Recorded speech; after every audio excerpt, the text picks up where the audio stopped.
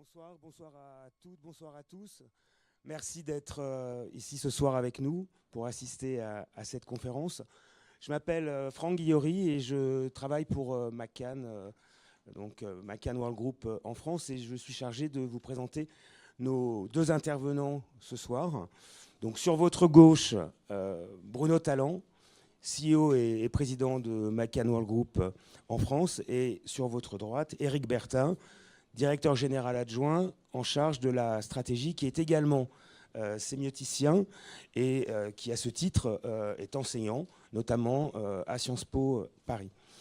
Alors, McCann World Group en France, c'est donc une filiale de McCann World Group Monde. McCann World Group France, en France, comme dans plus de 100 pays dans le monde, c'est un bouquet d'agences MRM Paris, McCann Paris, MRN McCann, Future Brand, Weber Shandwick, M-Stories. Un bouquet d'agences qui, à L5, couvre l'ensemble des disciplines de la communication. Création publicitaire, communication corporate, brand content, stratégie digitale, stratégie sociale et également relations publiques. Nos clients, vous les connaissez, L'Oréal Paris, historiquement, également Mastercard, Nespresso, beaucoup d'autres, et notamment l'Olympique de Marseille. Notre conviction est la suivante.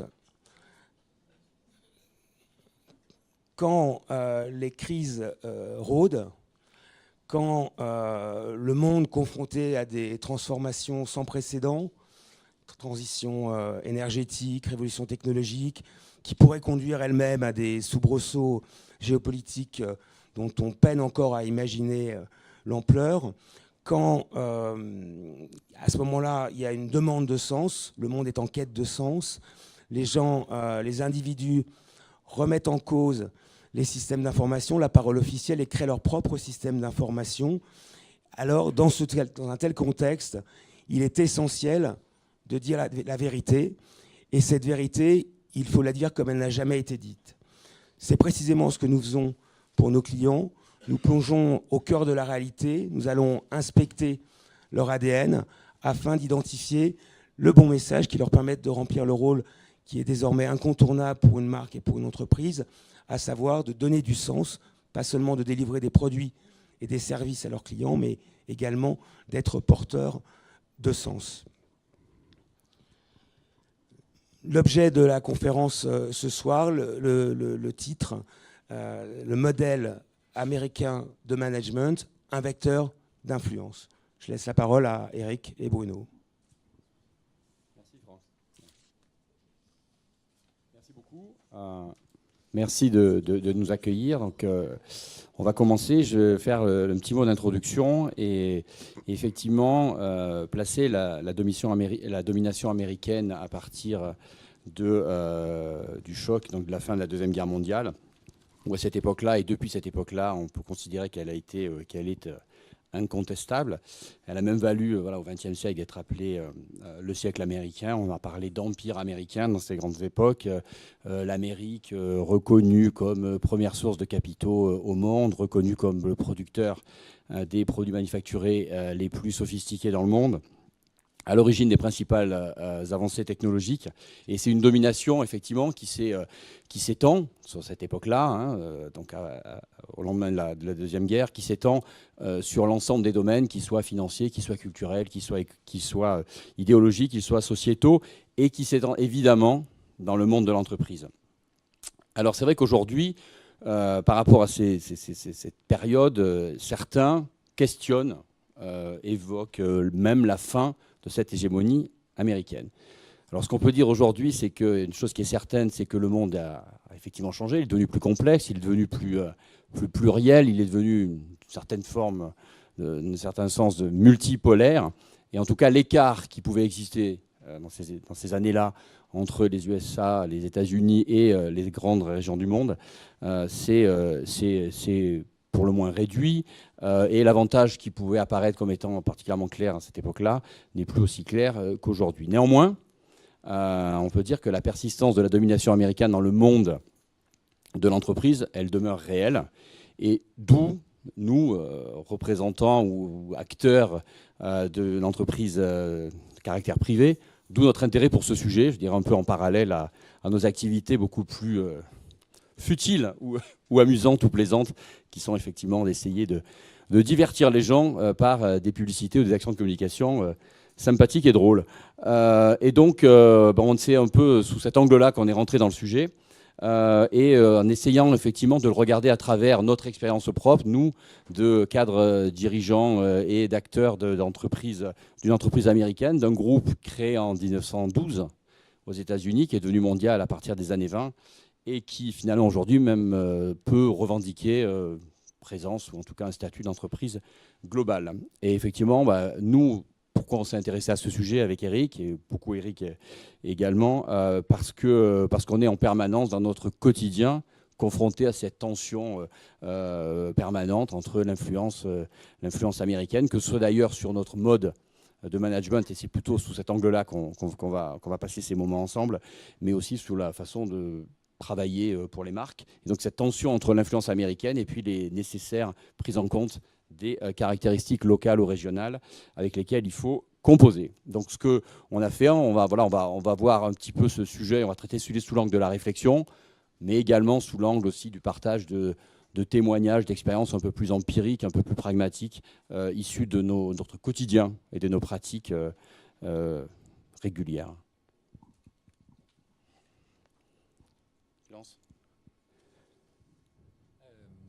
Bonjour à tous. Oui, ça marche. Oui, donc comme disait Bruno, en fait, vous allez voir, c'est peut-être un petit peu décousu, mais cette conférence, pour nous, c'est évidemment pas une conférence sur la théorie du management. Vous avez des tas de gens très compétents pour faire ça ici.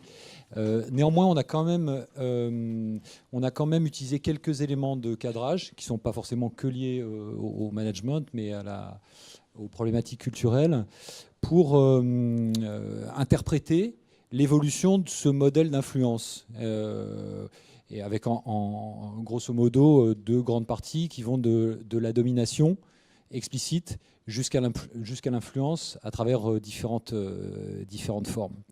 Et comme fil rouge, parce qu'il faut bien un corpus quand même, comme fil rouge, on a interviewé le président monde de McCann World Group, qui est donc notre patron, on va dire, qui dirige donc cette entreprise qui s'appelle McCann World Group, qui est une entreprise de 21 000 salariés, présent dans une centaine de pays, donc véritablement une entreprise globale, avec néanmoins un quartier général aux États-Unis, comme c'est le cas de beaucoup d'entreprises. Donc pour nous, c'est finalement un terrain, on va dire, qui peut être assez représentatif, justement pour proposer quelques réflexions sur la nature de ce modèle d'influence. Et quand on parle de modèle d'influence, alors c'est évidemment c'est une hypothèse, hein, mais on parle bien on ne s'intéresse pas au management spécifiquement, mais plus généralement au concept de management d'entreprise, c'est-à-dire de conduite d'une organisation et de conduite d'une action organisée. Alors, on va vous passer quelques extraits de cette interview qu'on a réalisée avec Harris Diamond, et on va vous proposer quelques petites réflexions autour de ça. Voilà, donc c'est lui. Harris Diamond. Oui, c'est pas du tout un nom de scène, hein, il s'appelle vraiment Harris Diamond. Alors, premier extrait. C'est avant, peut-être. I believe that there is an approach that American corporations have been able to take advantage of. One is because we have been a country of immigrants, we are probably much more comfortable working in other countries, having leaders from other countries, having people basically be culturally sensitive to other countries because almost all Americans come from someplace else.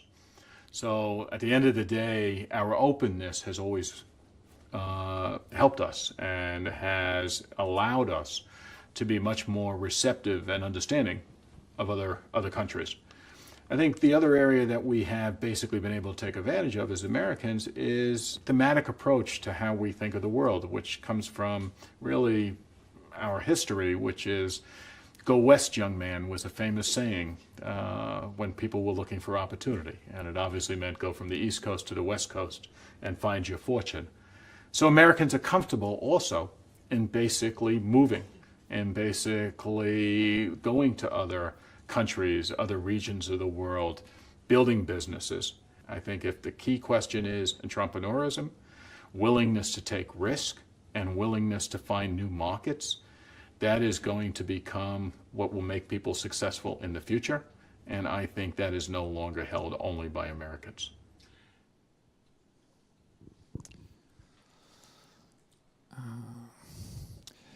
Donc on ne va pas faire une explication de texte, hein, mais on voudrait simplement prendre quelques éléments de ce début d'intervention qui nous semblent être assez intéressants parce qu'ils illustrent ce on pourrait dire un modèle, hein, qui est fondé sur une idéologie, une certaine idéologie de la réussite.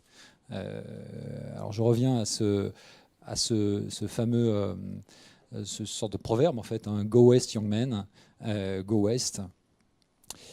Alors, si on fait une sorte de petite approche un peu empirique, ce qui est intéressant derrière, c'est et on le voit, c'est assez, c'est pas besoin d'être un grand clerc. Hein, on voit on sait que l'esprit pionnier américain, c'est pas seulement un mythe fondateur, c'est pas seulement un grand récit fondateur, c'est une véritable matrice conceptuelle qui oriente très largement une certaine vision du monde et un mode d'agir dans des tas de domaines, soit le domaine économique, politique, diplomatique, les productions culturelles et autres.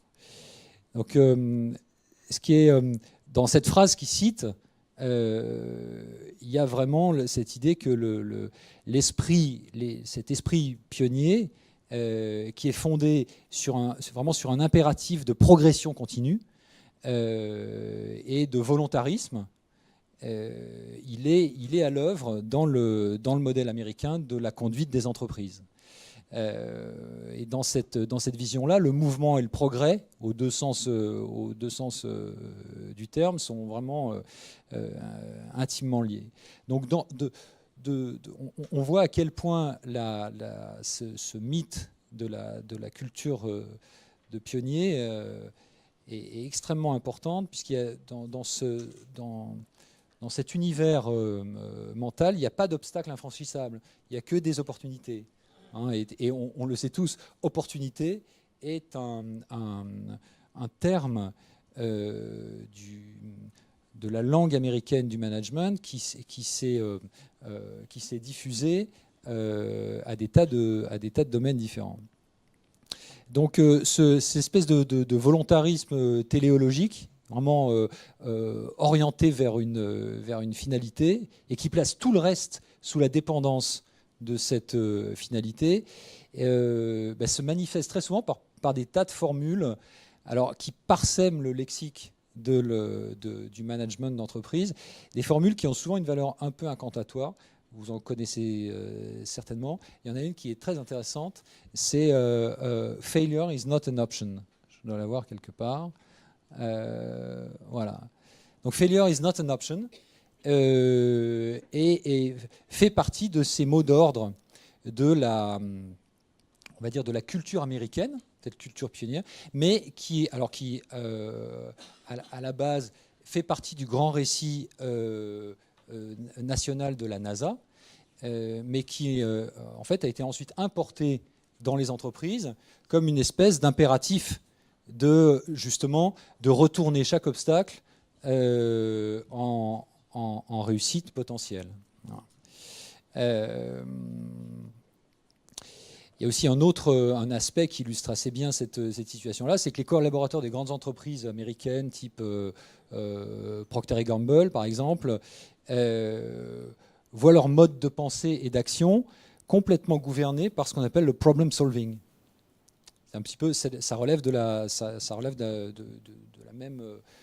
même esprit. Hein. C'est que chaque agent dans une organisation de ce type-là est censé apporter des solutions à des problèmes. Et de manière très intéressante, alors ça se traduit de façon très concrète dans le management, là pour le coup, c'est-à-dire la gouvernance entre les hommes. Un collaborateur, pour être constructif et pour avancer justement sur cette idée de progression, il doit pas présenter à son manager des problèmes. Il doit présenter des solutions, même si parfois la demande est impossible. Hein. C'est en ça que ça peut avoir une dimension, une dimension incantatoire. Alors le point corollaire de ça, de cette idéologie de la réussite et de sa très très grande diffusion, c'est que c'est un modèle qui est fondé sur le pragmatisme et le réalisme. Et donc évidemment, ça a favorisé une diffusion sans équivalent. Donc c'est une vision qui fait prévaloir l'efficacité comme une valeur opératoire. Hein, et donc ce pragmatisme qui se présente, qui est tourné vers la seule efficacité, il se présente comme une vision naturelle et qui est dénuée d'a priori. Donc c'est une sorte de nécessité. Et au fond, c'est ce qui révèle sa dimension idéologique. C'est à partir du moment où c'est naturalisé, c'est-à-dire ça s'impose comme une nécessité, sous l'impératif du pragmatisme, c'est de cette manière qu'il faut penser une action organisée et collective pour arriver à un résultat efficace. À partir de ce moment-là, on peut commencer à parler d'idéologie, puisque ça progresse et c'est à l'œuvre finalement, sans véritablement que ce soit questionné, ou en tout cas que ça se revendique comme tel. Alors un autre point intéressant de ce discours et de cette vision, c'est une forme c'est un modèle qu'on pourrait appeler fonctionnaliste. Donc là, pour le coup, c'est une opposition de la théorie du management entre une organisation fonctionnaliste, profondément américaine, et une organisation personnaliste, donc plutôt latine ou plutôt française. Dans ce modèle positif américain, évidemment, c'est une organisation fonctionnaliste. L'organisation, les autres sont considérés comme des données, comme des entités qui existent par elles-mêmes, et on s'intéresse moins à l'association de personnes. Donc ce qui nous a semblé intéressant et qu'on peut mettre un peu en perspective avec ce qu'on vit, hein, c'est que la caractéristique de ce modèle d'organisation fonctionnaliste, c'est que la source d'autorité, elle est localisée beaucoup plus dans la fonction et dans le rôle que dans l'individu. Donc finalement, le modèle un peu d'incarnation d'une figure charismatique dans le rôle de leader, c'est beaucoup plus finalement du côté d'organisation française ou d'autres pays, mais en tout cas, ça ne fait pas du tout partie de l'idéologie du management américain. Alors évidemment, il y a des tas d'exceptions, hein, on est d'accord. Mais en tout cas, c'est on va dire le centre de gravité de cette pensée managériale. Elle valorise beaucoup plus finalement la fonction et le rôle que l'autorité et le prestige d'un seul. Donc les relations entre les supérieurs et les subordonnés sont vécues de manière un peu plus impersonnelle, on va dire. Et ça autorise par exemple à court-circuiter les logiques de hiérarchie en fonction des projets et en fonction des tâches. Il y a un modèle pas seulement dans la littérature managériale, mais dans la pratique de la conduite d'entreprise extrêmement répandue, américain d'origine, mais dont je peux vous assurer qu'il est utilisé très très largement dans des tas d'organisations du monde. C'est ce qu'on appelle le RASKI. Donc le RASKI, c'est un mode de gestion de projet, de prise de décision qui est lié aux objectifs, en fait.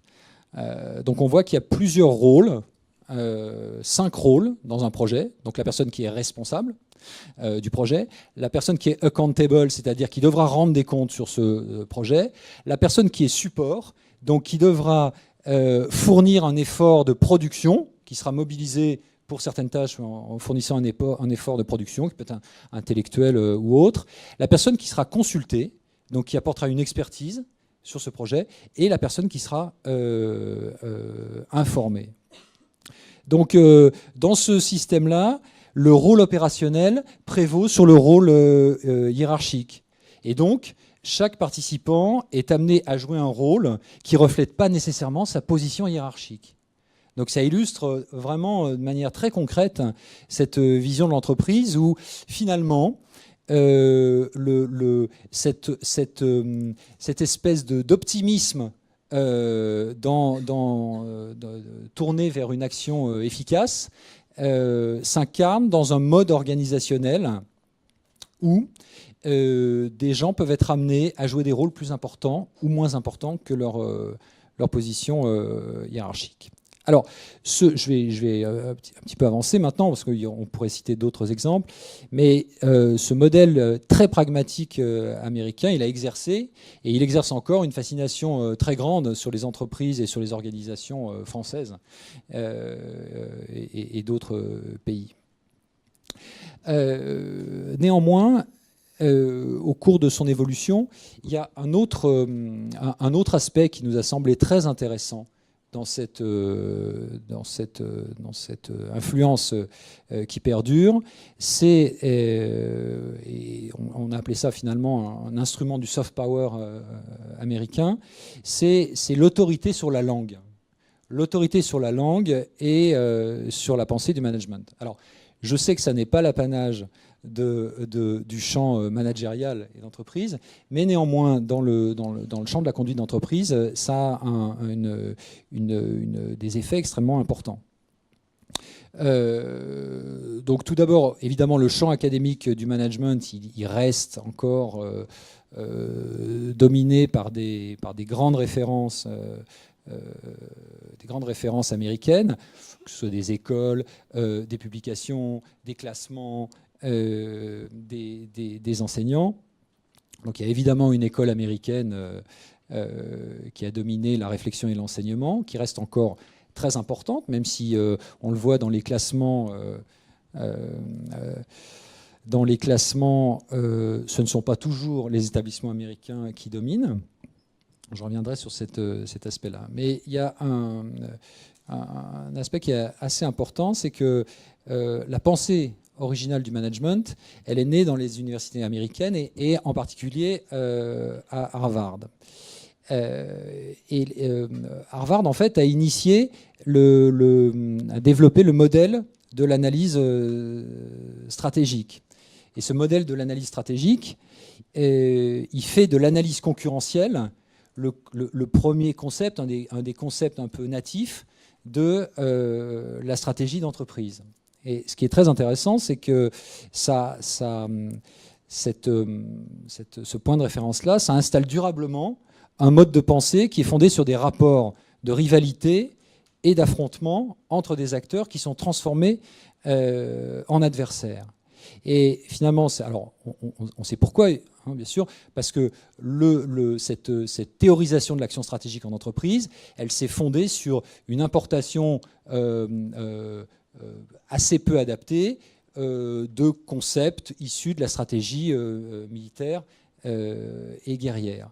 Et ça a des conséquences qui sont considérables, même encore aujourd'hui. C'est pas seulement une question de vocabulaire, c'est-à-dire que ça a entraîné une focalisation de l'action stratégique, de l'action organisée sur un concurrent qui est vécu comme un adversaire. Alors je reviendrai sur ce point-là un petit peu après, parce que ça n'a pas que des conséquences sur un premier point qui est la focalisation des organisations sur un rapport d'affrontement avec l'extérieur, mais ça conditionne aussi, dans une certaine mesure, l'action à l'intérieur des organisations, une espèce de polémisation, en fait.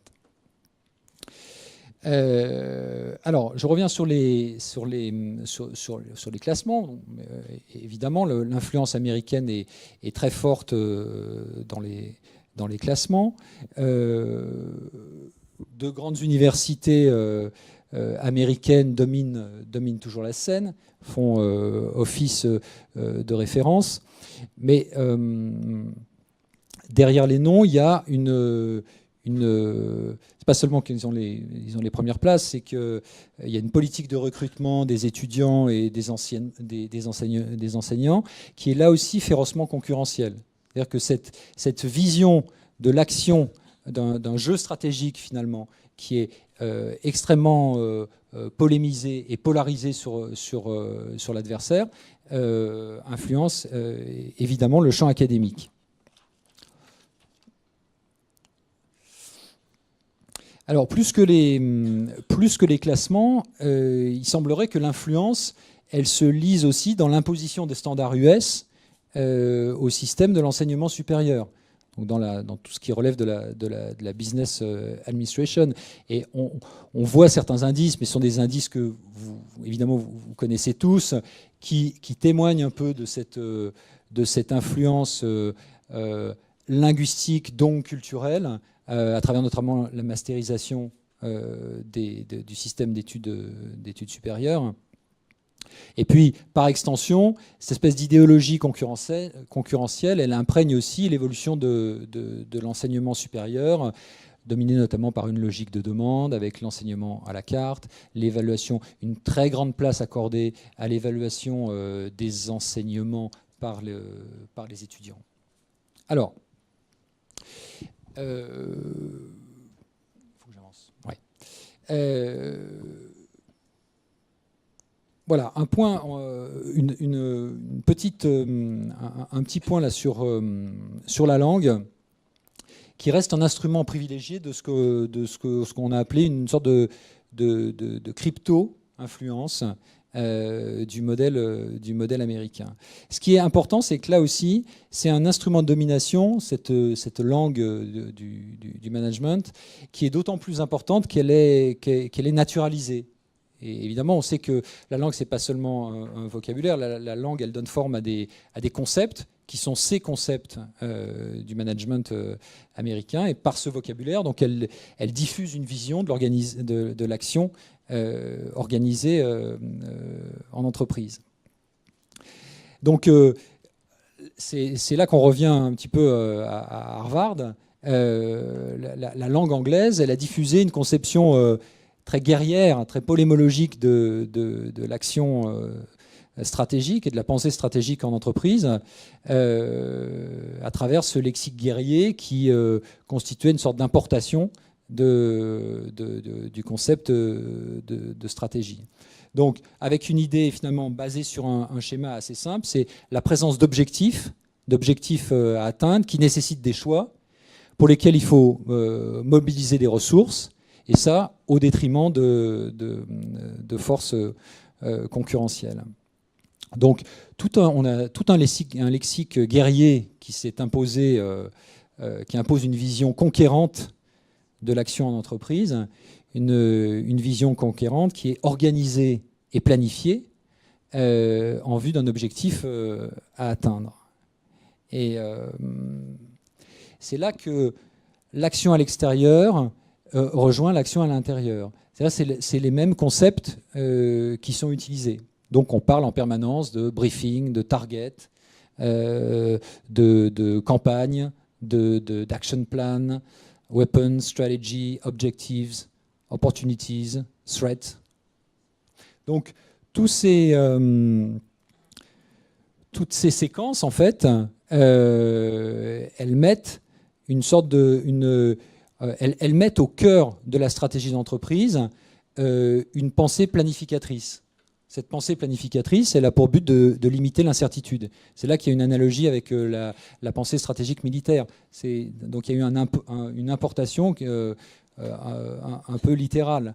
Et de la même façon que la stratégie militaire, elle planifie l'action, elle planifie les ressources pour limiter l'incertitude, eh bien, l'action stratégique en entreprise, elle tend à faire ça, un peu de la même manière.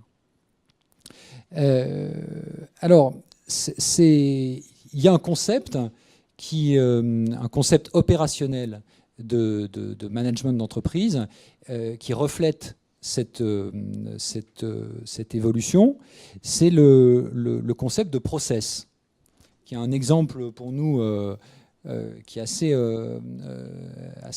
intéressant, parce qu'il a une diffusion extrêmement large. Toutes les entreprises l'utilisent, évidemment. À l'origine, le terme désigne un procédé industriel de fabrication de produits.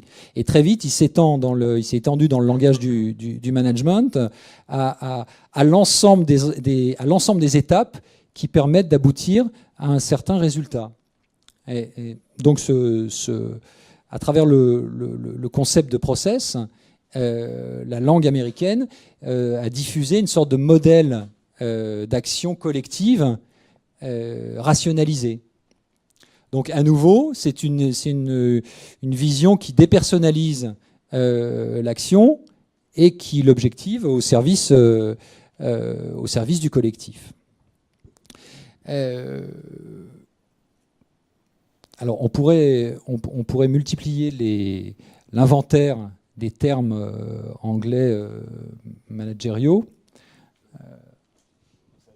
En termes d'expérience et de pratiques concrètes dans notre quotidien, c'est vrai que c'est intéressant de voir même la façon dont, d'un point de vue managérial, on est piloté.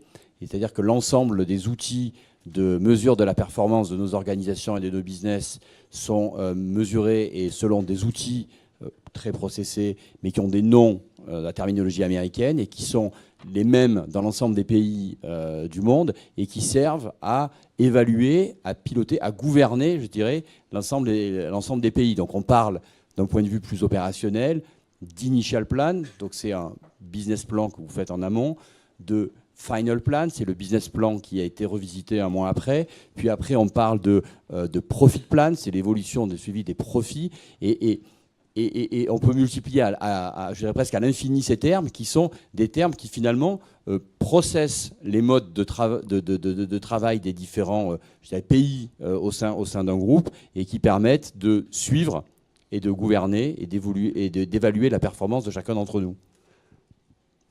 Ce qui, on peut peut-être enchaîner toujours sur la notion de la langue, où finalement en France, il y a toujours des exceptions culturelles ou des exceptions managériales, mais c'est vrai qu'il était de tradition, de bon ton, de citer en exemple des entreprises comme Michelin, par exemple, ou AXA, qui pendant très longtemps ont refusé le diktat de la langue anglaise comme outil de pilotage de l'ensemble de leurs organisations, et imposé le français comme langue de coordination et langue de pratique au sein de l'entreprise et au sein de tous leurs managers, ce qui impliquait quand même certaines contraintes, qui dans certains recrutements dans certains pays, il fallait que les gens parlent le français, mais l'anglais était interdit dans les rapports de coordination entre les pays. Puis finalement, même ces derniers pays qui ont, entre guillemets, d'une certaine manière résisté, finalement, ces derniers bastions ont un peu sauté les uns après les autres, et l'anglais est utilisé de manière assez courante et assez pratique. Et c'est plutôt le français qui devient nice to have, qui n'est pas forcément d'ailleurs toujours maintenant un obligatoire ou un prérequis pour certains pays. Et c'est intéressant de voir finalement, voilà, cette résistance, elle a duré jusqu'à un certain moment où de toute façon aucune des digues ne peut résister. Et on arrive à des situations assez ubuesques. On en a même vécu une récente chez une des grandes entreprises dont le logo figure sur cette slide, très récemment. Et on se retrouve à faire une réunion où finalement on est 15, il y a 14 Français et une personne qui est d'origine anglo-saxonne. On fait la réunion en anglais. Ce qui ne veut pas forcément dire que les 14 autres sont totalement bilingues, mais voilà, donc tout le monde parle en anglais, donc personne n'utilise, à part une personne, sa langue première. Et puis finalement, quand cette personne s'en va, parce qu'après il y a d'autres personnes qui rejoignent la réunion, et on se retrouve avec 14 Français, sans le savoir et sans s'en rendre compte, on va continuer à faire la réunion en anglais pendant 10-15 minutes, et puis au bout d'un moment, on se regarde, on s'interpelle, on se dit, mais normalement, on se parle en français entre nous, et on rebascule sur la langue, mais on arrive à des situations de ce type-là, où effectivement, mais finalement, et c'est là où cette notion de normalisation est intéressante, c'est que finalement, au-delà même de l'oral, l'écrit est le système transversal, où de toute façon, dans ces grandes organisations, qu'elles soient françaises ou non françaises, mais dès lors qu'elles sont internationales, tout l'écrit est en anglais. C'est-à-dire que même quand on présente des choses, des documents, quand on s'écrit entre Français, les écrits vont être proposés, les présentations sont toujours écrites en langue anglaise, avec plus ou moins de bonheur pour certains d'entre nous, mais bon, elles sont écrites en langue anglaise, et on peut parler en anglais ou en français sur des slides qui de toute façon sont en anglais. Il y a une espèce d'intériorisation de la domination linguistique dans des situations comme celle-ci. Et nous, on a pu observer aussi dans ces entreprises des sortes de, des stratégies un peu de subversion de cette domination en parlant volontairement un mauvais anglais. Ça, on le constate très très souvent. Dans ces très grandes entreprises, il y a des postes de responsabilité, mais vraiment très élevés, où à partir d'un certain niveau, les gens s'affranchissent de la nécessité justement de souscrire au code, de s'exprimer en anglais de façon très correcte. Donc ils le font comme ça, de manière très... C'est presque l'accent, pas uniquement en français, me concernant, mais l'accent quand on parle anglais, qui devient l'élément finalement d'exprimer sa différence dans cette normalisation, dans ce système un peu dominant, où effectivement on doit tous parler anglais, mais certains où avant on essayait toujours, alors c'est particulièrement vrai pour les Français, de cacher un accent d'origine française pour essayer de prendre plus ou moins un accent anglo-saxon. Il y a finalement un mouvement inverse qui est de dire, ok, on va parler anglais, mais on va exagérer nos traits identitaires à travers un accent très forcé en français ou en italien par exemple. Ça marche beaucoup pour les pays latins. Alors peut-être pour terminer rapidement, parce que je vois que l'heure tourne et il faut qu'on puisse discuter un petit peu. Bon, là c'est plus vraiment des réflexions comme ça de prospective sur le devenir, le devenir de cette influence. Et bon, il semblerait qu'on passe vraiment de la domination à l'influence, et que finalement ce qui change un petit peu la donne, ce qui a changé un petit peu la donne ces dernières années, c'est qu'on est passé d'un modèle américain à un modèle globalisé. Et ce modèle globalisé, au fond, c'est quand même en grande partie, en tout cas dans la conduite d'entreprise et dans les stratégies de management, c'est d'une certaine manière une continuation de la domination sur un mode plus implicite et plus dissimulé, sachant que les organisations restent assez semblables au fond, avec peut-être quand même des éléments d'évolution. Le premier, c'est un peu comme l'Empire romain, c'est-à-dire qu'à un moment donné, les provinces sont très fortes et il faut rentrer dans une logique d'adaptation à des centres qui deviennent eux-mêmes très forts. Donc là, je pense que le modèle américain, sa force aussi, c'est justement ce pragmatisme. Et donc ce pragmatisme l'amène à négocier des marges d'autonomie, parce que cette autonomie est la condition de la poursuite de ce mode d'organisation.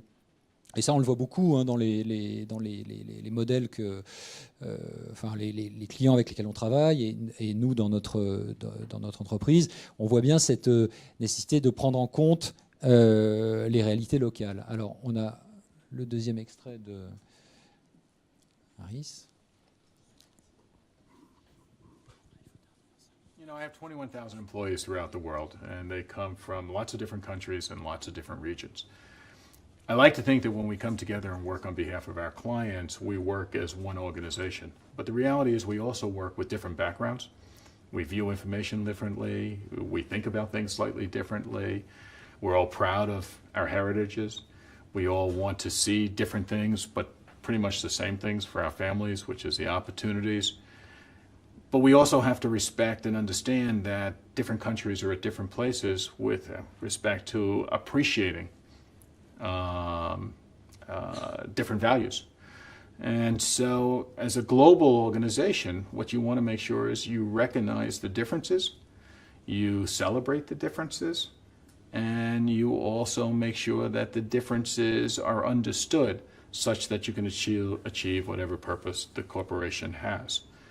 At McCann, I think we do that. We basically focus very strongly on making sure all of our people understand how much we value them. We also how much we respect them and how much we recognize the differences. But at the end of the day, a corporation that has values, stands by its values, and believes in its values on a global basis, I think is a corporation that can succeed. And I like to think that that's how we focus. Voilà, donc c'est un peu l'intégration, la prise en compte des réalités locales, hein, des contextes un peu spécifiques, pour atteindre les objectifs d'une organisation qui reste une organisation dans le mode qu'on a un petit peu décrit. Alors, l'évolution peut-être qu'on est en train de constater, c'est donc nous ce qu'on veut souligner, c'est quand même cette capacité de ce modèle-là à la lumière de la globalisation, qui a vraiment cette capacité de s'adapter, de muter quand même. Et l'étape qui va peut-être se produire dans les prochaines années, qui a déjà commencé, on pourrait dire que c'est le passage d'une organisation à un organisme. Donc ce modèle qui était quand même très structurant, à travers les mutations technologiques, à travers l'évolution d'une société avec cette fameuse génération des millennials qu'on peut caractériser de tas de manières, mais qui est en tout cas très fortement caractérisée par une montée en exigence très forte, des exigences individuelles très fortes et un individu assez critique. On voit se dessiner des modèles d'entreprise qui vont devoir, plutôt que d'accueillir des collaborateurs dans une organisation qui formate, l'entreprise aura plutôt la nécessité de se reformer, de se reconfigurer autour d'individus qui viendront travailler un peu à la carte sur des modes de collaboration qui pourront être très variables d'un individu à l'autre. C'est un modèle un peu d'anticipation, mais on sait par différentes études qu'à l'horizon de 2030, 50% des jeunes Américains ne voudront plus travailler dans une grande entreprise, donc dans une organisation telle qu'on la connaît aujourd'hui. Donc déjà, un certain nombre d'entreprises pensent à cette période-là où l'organisation devra être plus un organisme, en tout cas sans filer trop loin la métaphore organique, mais en tout cas devra avoir la capacité à se reconfigurer autour d'attentes différentes.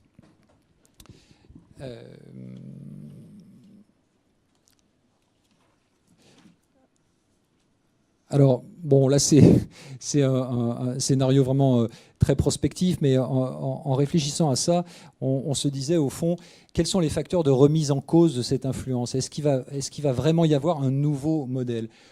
Pour l'instant, on a plutôt l'impression que c'est le même modèle qui perdure en évoluant, et que même les modèles qu'on pourrait appeler chinois ou indiens, pour l'instant, sont davantage des versions adaptées du modèle américain de conduite de l'entreprise et de l'organisation. Ne sont pas véritablement, pour l'instant, des modèles radicalement nouveaux. Ce ne sont pas des modèles de rupture.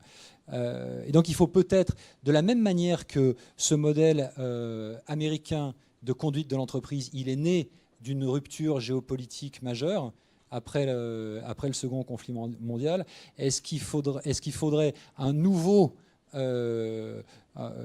choc géopolitique majeur pour qu'émerge véritablement dans ces soubresauts un nouveau modèle, un modèle totalement différent de gouvernance et d'organisation de l'action collective en entreprise.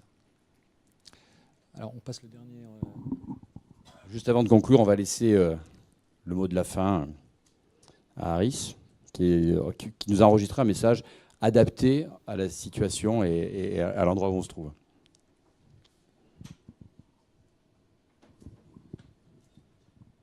Well, I'd like to quote something that Barack Obama said last week. I saw him and he gave a speech, and he said that if you today were to ask what other century you would like to live in, what other year you would like to have been born into, what other time period, you would probably say the best time in the world is right now. There has never been a greater opportunity, a greater chance for people to basically succeed. There has never been less poverty. There has never been less wars. There has never been more intercourse among different people than we have today in this world. And so what I would say to a young person today, and I would say to all the students who are watching this is your moment and you should seize it, because it's a great moment. It's a chance whereby right now you can make a difference if you choose to go into the social services. It's a chance where you can come up with products if you decide to go into the business. And it's a chance where you can basically go anywhere in the world to practice whatever those arts are that you are becoming skilled in. So I would say it's a great moment. Doesn't mean that there aren't times where we will have hiccups. Clearly the global financial crisis was more than a hiccup. It was a disaster for many people. But overall, this is a great time to be alive, and it's a great time to take advantage of everything the world is offering us. Donc en fait, en conclusion, ce qu'on s'est dit quand on a entendu ce message, on dit c'est un très beau message. Hein. On pourrait même dire c'est très américain, très américain. Mais ce qu'on voulait dire, c'est que finalement, nous, la façon dont on l'a analysé, ce qu'on comprend, et d'ailleurs ce qu'on vit au quotidien, c'est qu'en fait, on s'est demandé si la force de ce modèle qui a évolué, qui s'est muté, qui s'est matiné d'influences diverses au niveau international et régional, si finalement la force de ce modèle ne résidait pas finalement dans sa capacité à regarder le monde avec des yeux différents, avec un regard différent, et à regarder les situations de manière différente, et de les regarder finalement à travers un seul mot, un seul esprit, une seule notion, c'est cette notion d'optimisme. Et ça peut paraître, pour le vivre au quotidien, ça peut paraître surprenant, mais dans la réalité, on s'était demandé finalement si, au-delà de toutes les analyses, de toutes les théories qu'on a essayé de découvrir et de faire partager, c'est que finalement, si ce modèle-là, il n'était pas finalement fondé sur une forme de volontarisme, une forme de volonté à transformer chaque situation en opportunité de faire quelque chose de positif, en une volonté de regarder systématiquement devant et de ne jamais regarder derrière, et de regarder tous les éléments, tous les événements, toutes les situations avec optimisme. Et c'est vrai que si à l'aune de tout ce qu'on vient de se dire, si on revisitait la slide qui traduisait cette citation, la Go West Young Man, qui était une phrase finalement de la grande époque des pionniers américains, qui à un moment, quand ils étaient coincés sur l'Est et qu'il n'y avait plus de richesse à trouver, on leur dit va à l'Ouest. On aurait presque envie de dire finalement le message au-delà de tout ça, est-ce que c'est pas Go West, Go East, Go North, Go South, Go whatever you want, enfin, peu importe, va quelque part. Il y a toujours un endroit où il va se passer quelque chose et où tu pourras t'exprimer de manière opportuniste et trouver une opportunité. Et c'est ce on s'est dit, est-ce que c'était finalement pas ça, un peu le mot de la fin, et donc finalement, si ce modèle, finalement, au-delà des théories, au-delà des classements, au-delà des process, si c'était pas avant tout une forme d'état d'esprit extrêmement différent qui nous influence, qui nous enrichit, qui nous fait regarder le monde avec positivisme et avec optimisme. Ouais, c'était un clin d'œil de fin.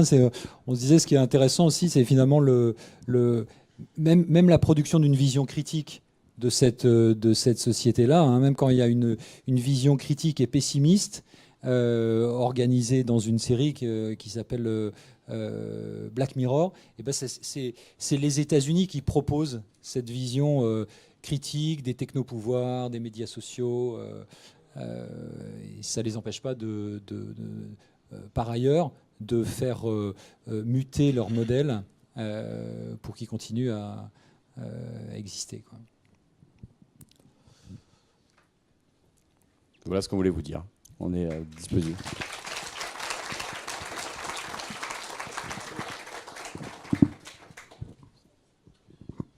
Je vous remercie pour votre intervention, fort intéressante. C'est vrai que c'est toujours un plaisir de terminer sur une note positive, notamment quand vous avez plein de jeunes qui sont motivés dans la salle. On va désormais passer à la partie sur les questions. Donc n'hésitez pas si vous avez des questions à poser à nos deux intervenants.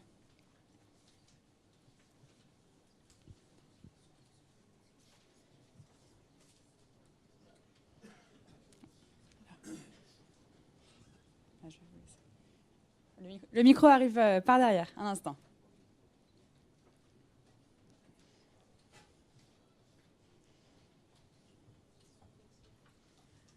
Vous avez dit tout à l'heure une citation qui disait Failure is not an option. En fait, pourtant, on sait très bien qu'ils aiment beaucoup apprendre de leurs erreurs, d'échecs et tout ça. Est-ce que ça serait pas plutôt failure is not option ou alors failure is not final option? Enfin bon, parce que d'un autre côté, en France aussi, alors c'est peut-être pas rentré dans les mœurs, mais on dit aussi l'impossible n'est pas français. Alors, est-ce que ça vient aussi un peu de l'outre-Atlantique ou c'est vraiment quelque chose qui est culturel? Voilà. Première question. Deuxième chose. En dernier, oui. Quand on parlait de process, est-ce que c'est un peu la même chose quand on utilise en France le mot protocole ou rien à voir? Enfin, c'est un peu deux questions.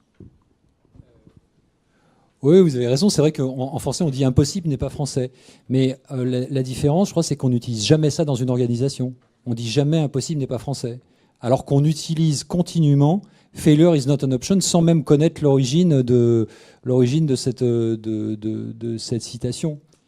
Et par ailleurs, c'est un exemple qui nous a frappé parce qu'on sait très bien que la NASA s'est plantée de nombreuses fois et que c'est en particulier leur optimisme continu qui les a amenés à l'échec dans certains échecs dramatiques de leur histoire. Vous savez, il y a eu de nombreuses enquêtes sociologiques sur pourquoi ils se sont plantés. Donc on voit à quel point c'est devenu une espèce d'incantation un peu, de dire failure is not an option, même quand on n'a pas nécessairement les moyens de pas échouer finalement.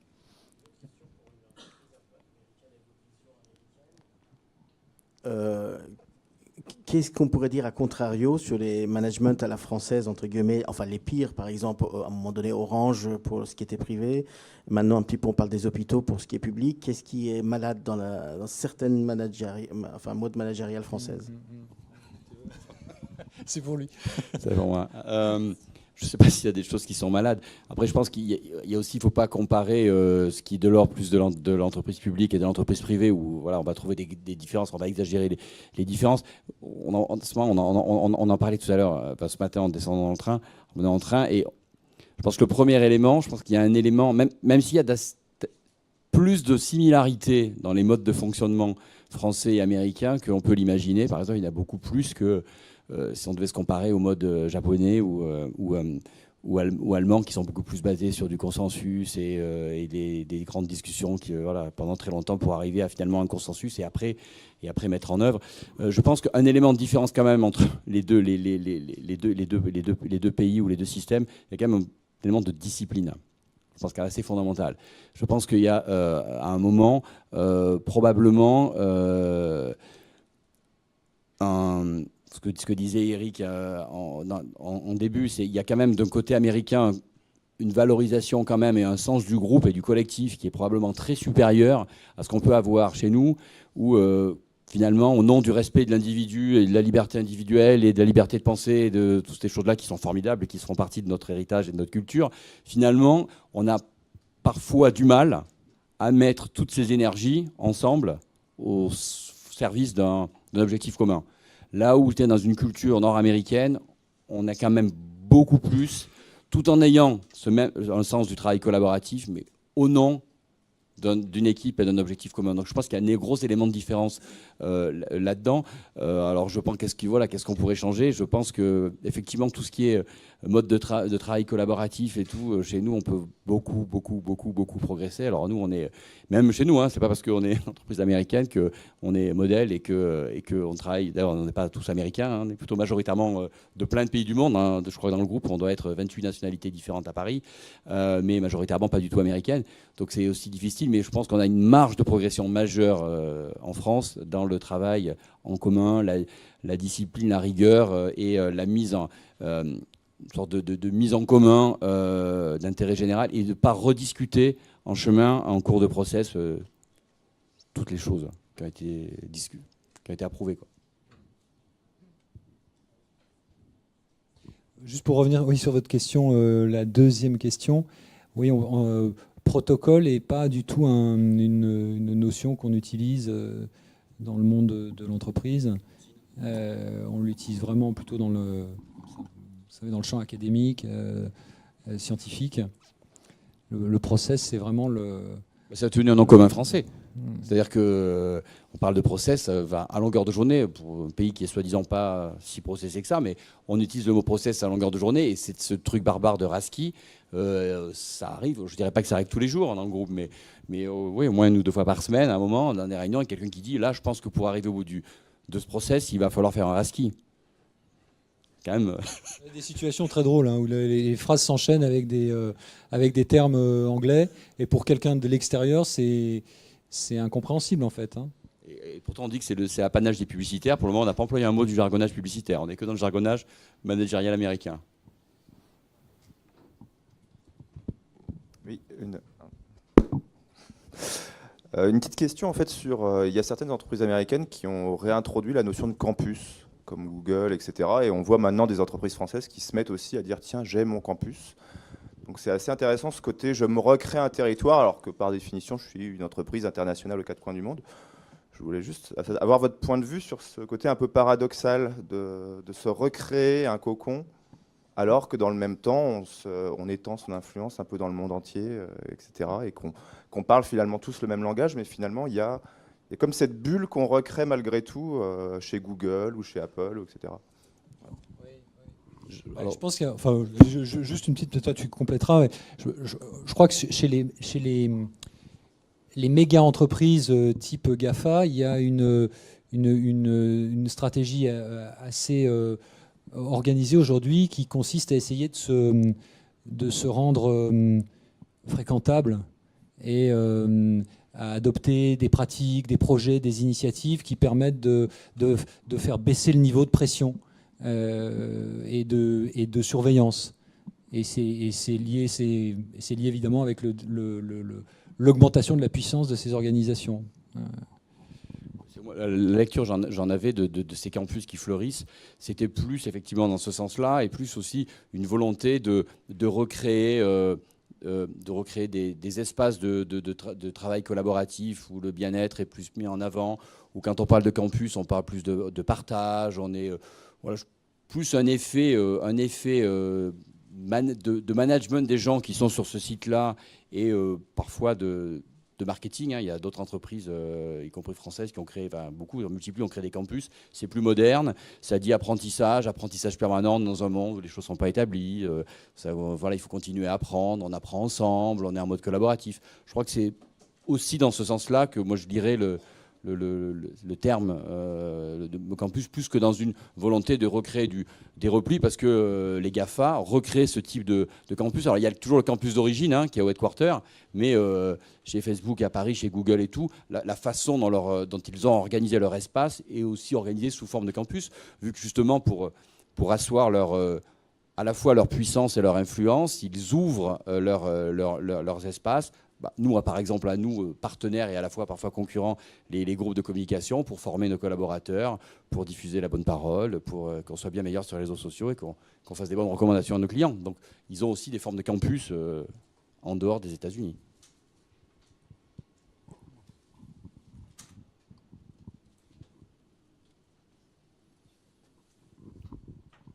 Très bien, on arrive à la fin de la conférence. Alors, je vous remercie pour votre venue et je vous remercie également, vous, le public, pour votre présence. J'espère que ça vous a plu.